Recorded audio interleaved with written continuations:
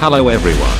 This is the cheapest event deck ever. It's literally free because it costs 0 super rare and 0 ultra rare. And on top of that, it's pretty good. Basically Megalith is an above average ritual deck in consistency and better than most in versatility. But as always, cheap decks require better players, so don't blame the deck too much if we lose. It's probably because we're terrible players. Anyway, Megalith doesn't have any ritual spell because the level 8 monsters are the ritual spells. Unfortunately, these level 8 monsters can only be used to ritual summon Megalith monsters. But the level 4s can tag team into any ritual monsters, which means it can ritual summon, while it is on the field, into other ritual monsters, with itself as the included tribute cost. And then there's a special level 2 Megalith that can ritual summon any Megalith from the deck on both players' turn on top of that, but only in the main phase.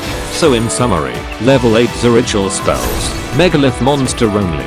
Level 4s can ritual summon any ritual monster from hand while it is on the field, but must include itself as the cost. Level 2 can ritual summon any Megalith from the deck while it is on the field during both players' turn, but only in the main phase. That's all for the ritual summoning mechanics. So normally it's a 3 cards combo. 1. Level 8 or the ritual spell. 2. The tribute cost. And 3. The summoned monster. Now let's move on to each monster's effect. Starting from the level 8. Phalag and Betha. Both has 2 effects, and one of them is the ritual spell function. The others are attack and defense increase. 300 for each ritual monsters in graveyard for Phalag, and destroy cards on the field for Betha. 1 for each ritual monsters with different names in graveyard. Do note that Betha only works on ritual summon, and must be ritual monsters with different names. And Phalag works even on special summon, and 2 cards with the same name will still give 600. Do note that there's a third level 8, Eritron, and we are not playing it, because it's just a negate that only works on targeting cards, and it's a super rare. Now the level 4s, as explained earlier, all level 4s also has 2 effects. The first is the one that allows it to tag team into another ritual monster. The other effects are different for each monsters, just like the level 8s. Among them, Ophel is the best starter, because it searches another Megalith monster. Hagith searches Megalith spell or trap, and Och draw 1, and then discard 1, but its tag team effect is spell speed 2, or also known as quick effect. So the basic combo line is to summon Ophel to search Hagith, tag team into Hagith to search Megalith Unformed, and finally use Unformed to summon Phul, the level 2 Megalith. Notice the combo doesn't include Och, and that's also the reason we are only playing 1 Och. However, Och's effect can also be used to trigger Danger Thunderbird's effect to destroy 1 set card, and it's also good to have another name to upgrade Betha's effect.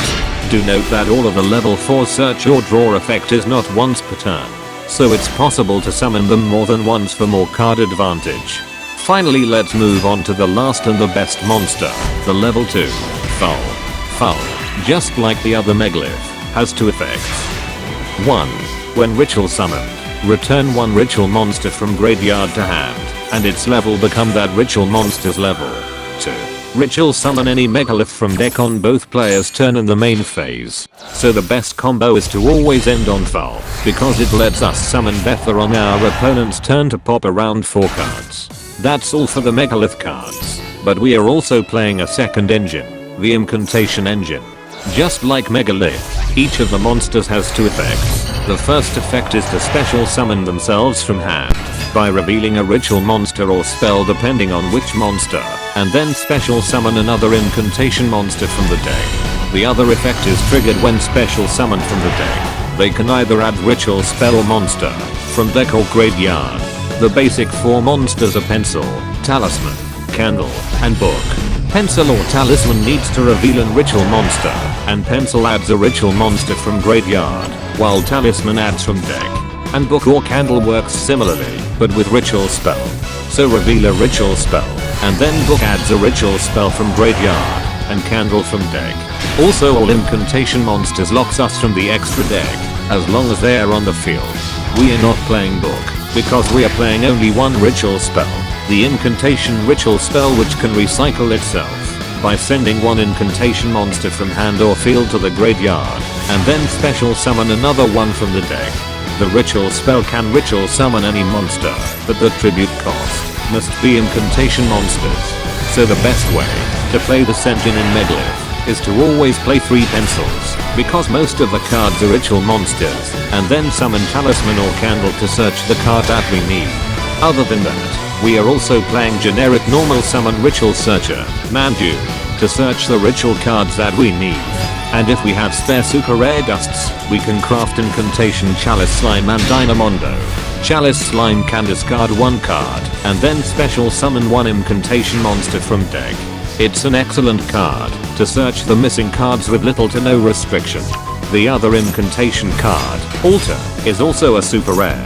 It can discard 1 card, but it summons the monster from graveyard instead of the deck, so it won't trigger the card adding effect, and they're all recycled back to the deck when not used. Overall, Chalice Slime is much better for our playstyle, so it can be considered when upgrading the deck. And finally, how to counter Megalith. Just dash your Imperm Phul. The end. That's all for today. The next video will probably be a guide similar to this, but for Drytron. Or maybe just another deck showcase, if I'm too busy. And until then, see you soon.